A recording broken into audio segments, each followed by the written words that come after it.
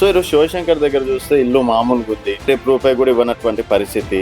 So మద్యంకి కావచ్చు, బిర్యానీలు దానికి దీనికి కూడా చాలా మంది బెండేటోళ్ళు ఉన్నారు. మరి రేపు శివశంకర్ ఏమి ఇవ్వగలుగుతారు వాళ్ళకి? ఇప్పటివరకు చేసిన రాజకీయం గుణంగా జీరో బడ్జెట్ పాలిటిక్స్, న్యాయం ధర్మం కోసం పనిచేసినా ఎవరు ఏమి ఇచ్చినా అదిగలేను, మాట్లాడి కొట్లాడి పని తీసుకొస్తాడేనన్నా, ఎవరినన్నా ఊళ్ళో ఏమైనా తప్పు జరిగితే ప్రశ్నిస్తాడు అనే నమ్మకంతో నాకు కొట్టేస్తుంది. ప్రశ్నిస్తే ఒకరికి శత్రువు అవుతాం, ఒకరికి మిత్రువు అవుతాం అన్నారు. సో మీ వల్ల, మీరు ప్రశ్నించడం వల్ల, మీరు సమస్యలు లేవనెత్తడం వల్ల ఏదైనా ఒక్క సమస్య అయినా పరిష్కారం అయిందా ఇన్ని రోజులు? గ్రామంలో అధికార పార్టీ నాయకులతో డి అంటే డి అన్నట్టుగా నేను ఒక్కనే కొట్లాడేవాడిని. తప్పకుండా కొట్లాడి చాలా పనులు ఆపినాను. ఏం సమస్యలు ఉన్నాయి? రేపు నాడు మీకు సర్పంచ్గా అవకాశం ఇస్తే ఏం సమస్యలు తీరుస్తారు? మా గ్రామంలో గైరన్ ల్యాండ్ వెంచర్ చేస్తుంటే కూడా దానిపైన ఎన్నోసార్లు వెళ్ళి కలెక్టర్కి ఫిర్యాదు చేయడం జరిగింది. అది అయిపోవడం కూడా జరిగింది. స్కూల్ సమస్యల మీద కూడా మాట్లాడినాము. అధికార పార్టీ నాయకులు అపోజిషన్ వాళ్ళకు అవకాశం కరెక్ట్ ఇవ్వనందుకు అది సమస్యలు కొంతవరకు పెండింగ్లో అయిపోయింది. అంటే ఏ ధైర్యంతో ఇవన్నీ పనులు నేను సక్సెస్ఫుల్గా చేయగలుగుతా 5 సంవత్సరాలు ఒకవేళ అవకాశం ఇస్తాను అనుకుంటున్నారు? ప్రభుత్వంతో కొట్లాడతా సాధ్యమైనంత వరకు 100కి 99% పనులయ్యే విధంగానే ప్రయత్నం చేస్తా. గ్రామాభివృద్ధికి శతవిధాల ప్రయత్నం చేస్తా. కెమెరా ఉంది కదా అని చెప్పేసి నేను కూడా ఇట్లాంటి మాటలు 100 చెప్తా. సో నాకు మీకు తేడా ఉండాలి కదా. నాకు మీకు తేడా అంటే నేను నా గ్రామ ప్రజలకు ఒకటే హామీ ఇస్తున్నా, నన్ను నమ్మండి, నన్ను నమ్మి నన్ను ఒకసారి అవకాశం ఇవ్వండి, నేను చేస్తానా చేయనా మీకు కనిపిస్తుంది. తెలంగాణ వెలుగు నుంచి మనము గ్రామ బాట పట్టడం అనేది జరిగింది. సో ఇప్పుడు స్థానిక సంస్థల ఎన్నికల్లో ప్రతి గ్రామం తిరుగుతున్నాం. ప్రస్తుతం మనం ఫరూక్నగర్ మండల్ అన్నారం గ్రామంలో ఉన్నాం. మనతో పాటు శివశంకర్ అలాగే ప్రశాంతి గారు ఉన్నారు. సో నమస్తే ప్రశాంతి గారు. సో మహిళకి అవకాశం రావడం అనేది జరిగింది. సో ఎంక్వైరీ చేస్తే అంటే ఇల్లు కావచ్చు, ఇది ఇప్పుడు సర్పంచ్ ఎన్నికల్లో దిగేటోళ్ళు మినిమం చూస్తున్నాం 1 కోటి రూపాయలు ఉంటే తప్పించి 50 లక్షలు 10 లక్షలు ఉంటే తప్పించి ఎవరు కూడా ధైర్యం చేయనట్టి పరిస్థితి.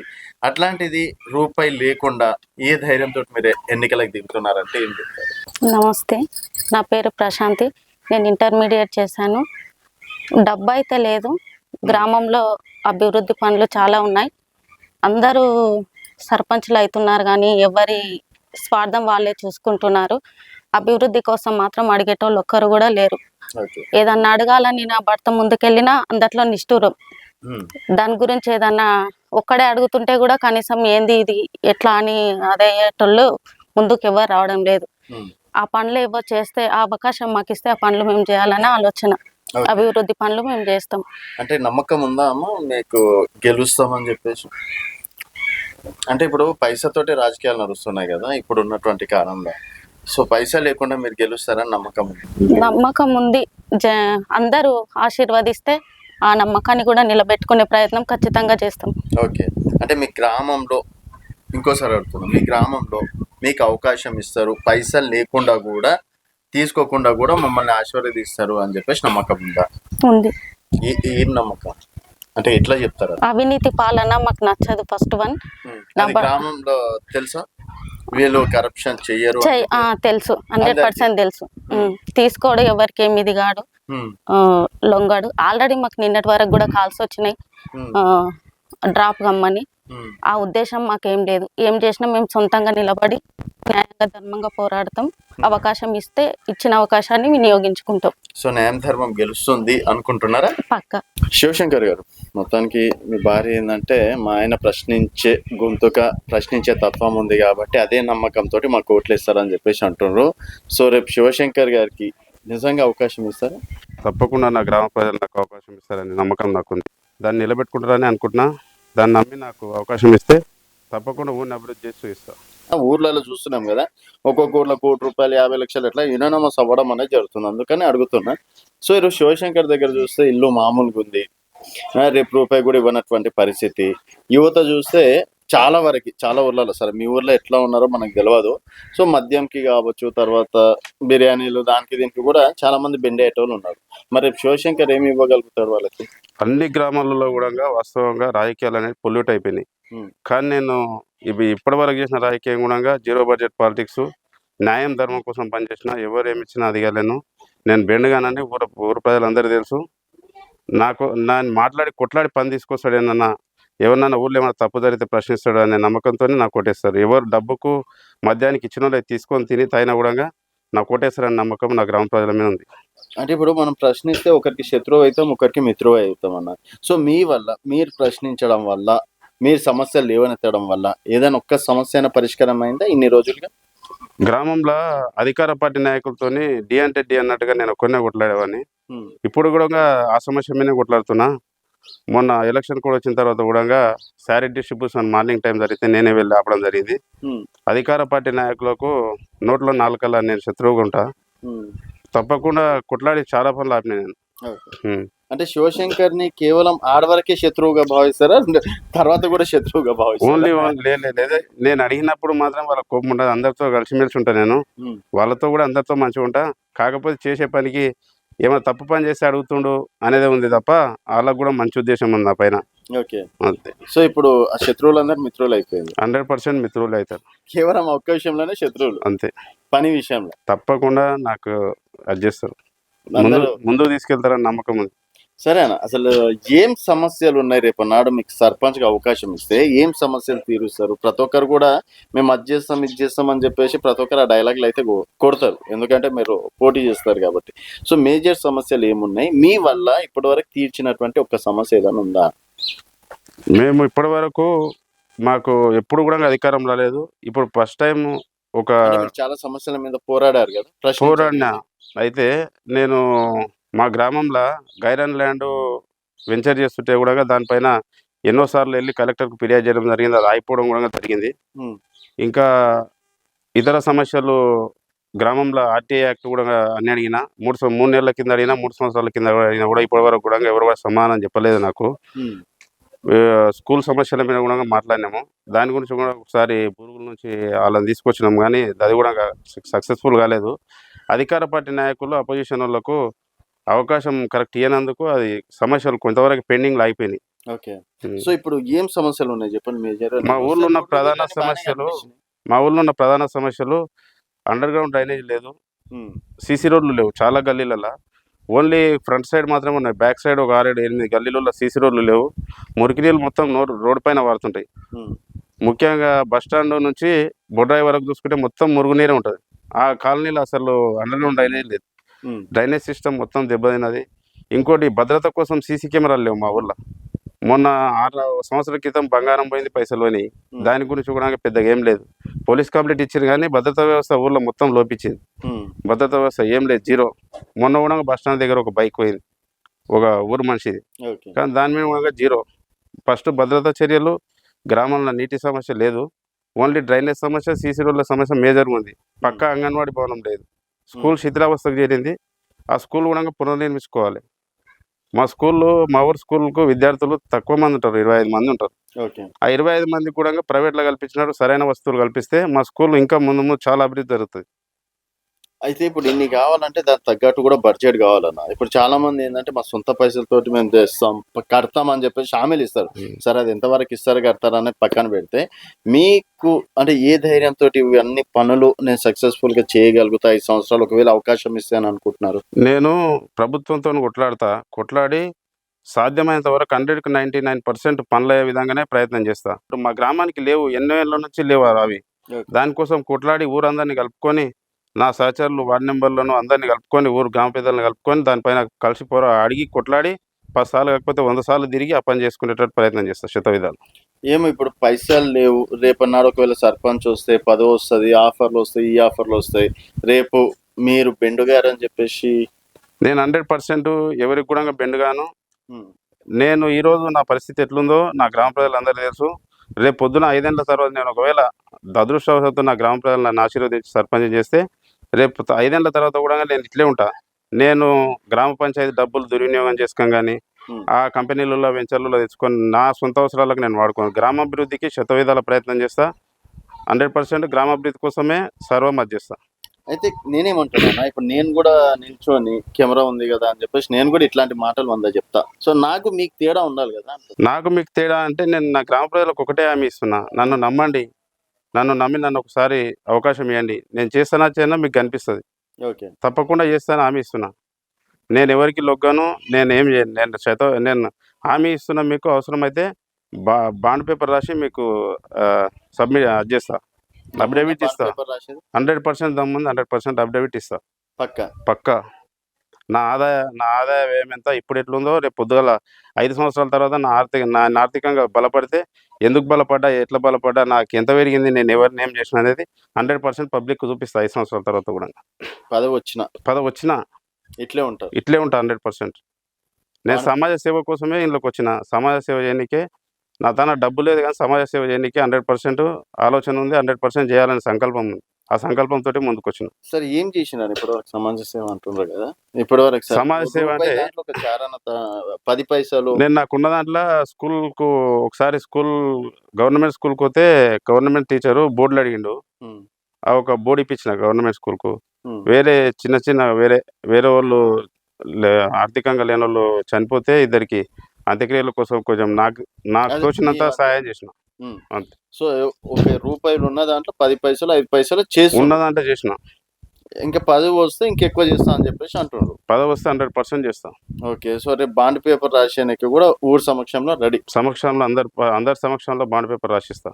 ఏం పనులు చేపిస్తాను గ్రామానికి మొట్టమొదటగా ఏం పనులు చేపిస్తా అని చెప్పేసి ఏం హామీ ఇస్తారు? గ్రామంలో ఒక్కొక్కసారి ప్రభుత్వం నుంచి నిధులు లేట్ అయినాయి అనుకోండి, మీరు 1 సంవత్సరం వరకే బాండ్ పేపర్ సంవత్సరంలో తీరుస్తా అని చెప్పేసి అంటారు. ఎట్లా చేస్తారు? నేను సంవత్సరంలో తీరుస్తాను కాగితం రాశాను. 5 సంవత్సరాలలో మనం అనుకున్న కార్యాచరణ, మనం ఎన్నికైన తర్వాత ఒక కార్యాచరణ రాసుకొని దాని ప్రకారం ఒక సిస్టమ్ ఎట్లుంది సిస్టమ్ ప్రకారం పోయి 5 సంవత్సరాల లోపల మన పనులు ఫస్ట్ ఏమేమవుతాయి, ఒక్కొక్క పని చేసుకుంటా ఒక్కొక్క మెట్టు ఎక్కుతాం మనం. ఫస్ట్ మేజర్ సమస్య ఊళ్ళో డ్రైనేజ్ సిస్టమ్ బాగు చేయించడం ఫస్ట్ లక్ష్యము. బస్టాండ్ నుంచి ఊరు నడిబొడ్డు వరకు సీసీ రోడ్డు పెద్దగా చేసి దాన్ని పైకి లేపాలి. మొత్తం డ్రైనేజ్ సిస్టమ్ వాటర్ వచ్చి సీసీ రోడ్ ఖరాబ్ అవుతుంది. ఆ వాటర్ వల్ల డ్రైనేజ్ సిస్టమ్ లేకపోవడం వల్ల సీసీ రోడ్ నాశనం అయిపోతుంది. సీసీ రోడ్ వేయాలి. ఇంకోటి భద్రత కోసం అన్ని ఏరియాలలో అన్ని గల్లీలలో సీసీ కెమెరాలు పెట్టిస్తారా? తప్పకుండా పెట్టిస్తాం. దానికోసం ప్రభుత్వం నుంచి రాకపోతే ఇంతకుముందు రాజకీయ నాయకులు మా గ్రామంలో ఏం చేశారంటే వెంచర్ల దగ్గర కంపెనీల దగ్గర డబ్బులు తెచ్చుకొని వాళ్ళు జేబు నింపుకున్నారు తప్ప గ్రామాభివృద్ధి కోసం ఏనాడు కూడా తోడ్పడవాలి.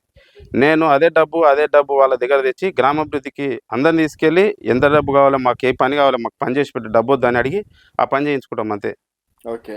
అయితే ఇప్పుడు యువకులు ఎటు సైడ్ ఉంటారా? అంటే మీకు మంచి మద్దతు ఇస్తారా? యువత మద్దతు ప్రశ్నించే గొంతుకే ఉంది 100% ఇప్పటి వరకు కూడా. మద్యము బిర్యానీలకు ఆశపడ్డ యువత కూడా కొంతమంది వాళ్ళు కూడా 100% నీకే చేస్తామని హామీ ఇస్తారు. తప్పకుండా చేస్తారు. పక్కా నమ్మకం అయితే ఉంది. 100% నమ్మకం ఉంది. నన్ను గెలిపిస్తారని నమ్మకం నాకు ఉంది. మీ మీద మీకు నమ్మకం ఉంది. గ్రామ ప్రజల మీద కూడా నమ్మకం ఉంది. నన్ను ఆశీర్వదిస్తారని. మంచిగా ఆఫర్లు వచ్చినప్పుడు తీసుకొని రాజకీయాలు ఇవన్నీ ఎందుకు చెప్పాను, ఉన్న పైసలు పోగొట్టుకోవడం తప్ప రేపు ఓడతామో గెలుస్తామో తెలియదు. బెండ్ అయితే అయిపోయేది కదా. నా సజెషన్ అంటే మీకు ఇల్లు ఇవన్నీ చూసినాక నాకు అనిపించింది. నాకు అటువంటి ఉద్దేశం లేదు. నా ఇల్లు ఎప్పటి నుంచో ఇట్లనే ఉంది. నేను ఎప్పటి నుంచో ఇట్లే ఉన్నా. ఆర్థికంగా ఎప్పుడు కూడా దేనికి కూడా లొగ్గలేదు. నాకు అటువంటి ఆలోచన కూడా లేదు. నన్ను అడగడానికి కూడా జంకుతారు. నేను ఎందుకంటే ప్రతి దాంట్లో వీడు ముందుంటాడు, ప్రతి దాంట్లో అడుగుతాడని నన్ను ఎవరు కూడా అటువంటి ఆలోచన లేదు. నా గురించి అటువంటిది ఆశించరు. నేను ఎప్పుడు అంటే దానికి బెండుగాను, 100% బెండుగాను. నేను గ్రామంలో నాకు తెలిసినంత వరకు మా గ్రామంలో ఇప్పటి వరకు చాలా అవినీతి జరిగింది. అవినీతిని అధ్యాయాలు తెలుసుకుందామంటే కూడా తెలుసుకునే పరిస్థితి లేదు ఈరోజు. ఆర్టీఐ సమాచారం ఇస్తే ఊర్లో ఉన్న పెద్ద రాజకీయ నాయకులు నా మీద దౌర్జన్యం. ఎందుకు అడుగుతాడు, ఏం అడుగుతాడు, అడగకూడదు. 100% జరిగినాయి. అడగకూడదు, వాడెందుకు అడుగుతాడు, నీకెందుకు లెక్కలు చెప్పాలి, నీకు ఒక్కనికే ఎందుకు చెప్పాలనే పెద్ద కోర్సులు కూడా నా పైన జరిగినాయి. నేను అవినీతిని చూడలేకనే కనీసము మనం వస్తే ఊరిని మార్చడం, కొంచెం అభివృద్ధి చేద్దాం. ఇప్పటి వరకు కూడా డబ్బు మధ్యానికి లొంగి ఓట్లేసారు. ఒక్కసారి నా గ్రామ ప్రజలను కోరుకునేది ఏంటంటే, ఒక్కసారి డబ్బు లేని రాజకీయాలకు అవకాశం ఏంటి, ఒక్కసారి నాకు అవకాశం ఏంటి, అభివృద్ధి చేసి చూపిస్తా. పని చేయకపోతే నాకు గల్లబట్టి పని అడుగుండి. సో ఈ అవినీతి చేస్తున్నారు, ఇంత కరప్షన్ అవుతుంది, అయినా కూడా మన ఊరు అభివృద్ధి జరుగుతలేనా ఒకే ఒక కారణంతో రాజకీయాలకు వస్తున్నారు. నా గ్రామము ఆల్ఫాబెటికల్ ఆర్డర్లో ఫరక్నార్ మండల్, షాద్నగర్ కాన్స్టిట్యూన్సీలో ఫరక్నార్ మండల్లో నా గ్రామం ఆల్ఫాబెటికల్ ఆర్డర్లో ఫస్ట్ ఉంటుంది, అభివృద్ధిలో లాస్ట్ ఉంటుంది. అంటే ఇప్పుడు ఇదే మాట 5 సంవత్సరాల కిందట మీ సర్పంచ్లు వాళ్ళు మీకు ఏదో ఒకటి హామీ ఇచ్చే రావచ్చు కదా. సో ఇంకో 5 సంవత్సరాలు కూడా మీరు కూడా అట్లా తయారైతే ఇంతకు ముందు ఉన్న సర్పంచులు గ్రామ ప్రజలకు ఏమి హామీ ఇవ్వలేదు. ఓన్లీ వాళ్ళు డబ్బు మద్యాన్ని పట్టుకొని రాజకీయం చేసారు. ఇప్పుడు కూడా అదే చేస్తారు ప్రస్తుతానికి కూడా. గ్రామ ప్రజలు తెలుసుకునేది, యువత తెలుసుకునేది ఏంటంటే కామన్ టైంలో జీరో బడ్జెట్ పాలిటిక్స్ గురించి మాట్లాడడం కాదు, మంచి కోసం మాట్లాడడం కాదు, ఊర్లో అడిగేటోడు ఎవరు లేడు అనేది కామన్ టైంలో మాట్లాడడం కాదు. ఎలక్షన్ టైంలో ఓటనే ఆయుధంతో మీరు ఇప్పుడు ఏం చేస్తారో తెలియదు. సాటుకు పోయి ఓటనే ఆయుధంతో నన్ను విజయం వైపు నడిపి నా కోటేసి గెలిపేయండి. తప్పకుండా ఇప్పుడు ఇంతకుముందు జరిగాయని 100% నేను హామీస్తున్నాను. ఓకే అన్న. సో అమ్మ నమ్మకం అయితే ఉంది గెలుస్తా అని. సో మీరు చాలా కాన్ఫిడెన్స్గా కూడా మాట్లాడారు. సో శివశంకర్ అన్న మరోసారి ఇక యుద్ధానికి సిద్ధమైనట్టేనా? 100% పోటీ జరుగుతుంది. నేను యుద్ధానికి సిద్ధం. గెలుస్తారు? 100% గెలుస్తా. మా ఊళ్ళో అంగన్వాడీ భవనం లేదు, మినీ లైబ్రరీ లేదు, సీసీ రోడ్లు ఖరాబు, అండర్ గ్రౌండ్ డ్రైనేజ్ లేదు, వీధి దీపాలు సరిగ్గా ఉండవు. బస్ స్టాండ్ నుంచి అన్నారం గేట్ వరకు సెంట్రల్ గవర్నమెంట్ వాళ్ళు ఎన్ఆర్ఎస్ ద్వారా మాకు సోలార్ లైట్లు పెట్టారు. సోలార్ లైట్ల మెయింటెనెన్స్ వాళ్ళు చేయకపోతే మేమన్నా చేసుకోవాలి కదా, గ్రామ ప్రజల కోసం ఉపయోగపడుతుంది. అవి ఇప్పుడు నిరుపయోగంగా పడిపోయింది. లైట్లు రావు, ఎన్నో ఒక లైట్ వస్తుంది, దాన్ని కూడా పట్టించుకుని లాదులు లేడు, అడిగిన నాదులు లేడు ఊర్లో. అవన్నీ సమస్యలను చూసే ఈ సమస్యలు తీర్చాలంటే మనకు కూడా కొంచెం పవర్ రావాలి. అధికారం లేకపోతే మనం ఏం చేయలేం. పక్కనున్న ఎంత కొట్లాడినా కూడా మనల్ని పట్టించుకునే నాదులు లేడు.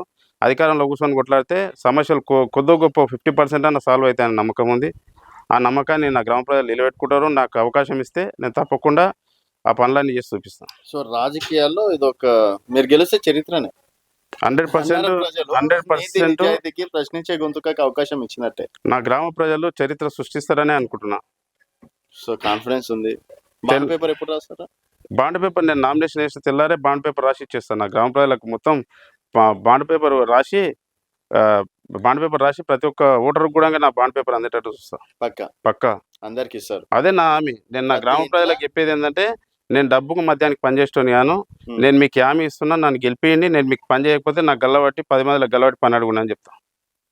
సో ఇంతే కాన్ఫిడెన్స్ గా చెప్తున్నారు? 100% చెప్తాను. రిజల్ట్స్ వచ్చిన తర్వాత కూడా ఇప్పుడు ఆన్ రికార్డ్ అయితే ఉంటది కాబట్టి రికార్డ్ ఉంటది, ఆన్ రికార్డు. రేపు నిజంగా కూడా వాళ్ళు గల్లబట్టి అడిగినా సమాధానం చెప్పుకోవాల్సి ఉంటది అన్న. తప్పకుండా చెప్తా. అంటే ఇప్పుడు ఈ అన్నారం దగ్గర ఇది ఒక్కటేనా, ఇంకేమన్నా చుట్టుపక్కల మా గ్రామం 1-2 తండాలు ఉన్నాయి. కొండగడ తండ, గుండె నాయక్ తండ. ఆ తండాలలో కూడా అభివృద్ధి కుంటుపడింది. ఈ వాటర్ ట్యాంకులు కూడా మా దగ్గర క్లీన్ చేయరు.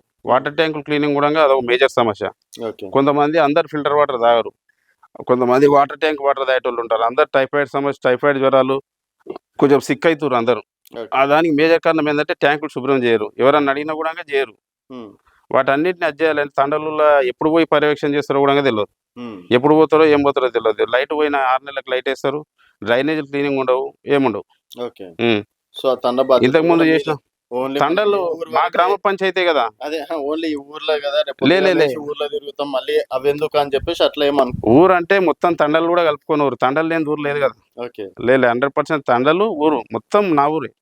మా గ్రామ పంచాయతీ మొత్తం తండలు అక్కడ కూడా అంతే డెవలప్. 100% మొత్తం డెవలప్ ఉంటే ఉన్నట్టు. ఇక్కడ ఎంత రెస్పాన్సిబిలిటీ అక్కడ అంతే రెస్పాన్సిబిలిటీ. ఇప్పుడు మనీళ్ళు ఒకటి మంచిగా ఉండి పక్కిళ్ళు మంచిగా లేకపోతే బాగుండదు కదా. అక్కడ కూడా మీ 100% తండ మంచిగా ఉండాలి, ఊరు మంచిగా ఉండాలి, అన్ని అభివృద్ధి చెందిన రోజే పేరు వస్తుంది. బాండ్ పేపర్లు అక్కడ కూడా ఇస్తారా? మొత్తం ఇస్తాం అందరికి. ప్రతి ఒక్క ఓటర్కు 1250 మంది ఓటర్లు, 1250 మందికి నా హామీ అందుతుంది. ఒక 500 ఇస్తారా? తప్పకుండా చేస్తారని నమ్మకం ఉంది. తప్పకుండా యువత నన్ను ఎన్నుకుంటారు. వాళ్ళ అమ్మ నాన్నలు కూడా చెప్పి నన్ను ఆశీర్వదించే అవకాశం ఇస్తారని అనుకుంటున్నాను. సో చూద్దాం, ఇంత కాన్ఫిడెన్స్ గా మాట్లాడుతున్నారు. మళ్ళీ ఎలక్షన్స్ తర్వాత గెలిస్తే మళ్ళీ మీ గెలుపులో మళ్ళీ భాగస్వామ్యం అవుతాం. Thank you. గెలిచిన తర్వాత మీకు మళ్ళీ తప్పకుండా ఇంటర్వ్యూ ఇస్తారు. థ్యాంక్ యూ అమ్మ, thank you so much. So ఇది శివశంకర్ ప్రశాంతి గారితో స్పెషల్ చిట్ చాట్. మరి అన్నారంలో శివశంకర్ ప్రశాంతి గారు తీసుకొస్తున్నటువంటి మార్పు జీరో బడ్జెట్ పాలిటిక్స్, ఇది ఎంతవరకు సపోర్ట్ చేశారనేది మీ అభిప్రాయాల కింద కామెంట్ రూపంలో తెలియజేయండి. చూస్తూనే ఉండండి తెలంగాణ వెలుగు.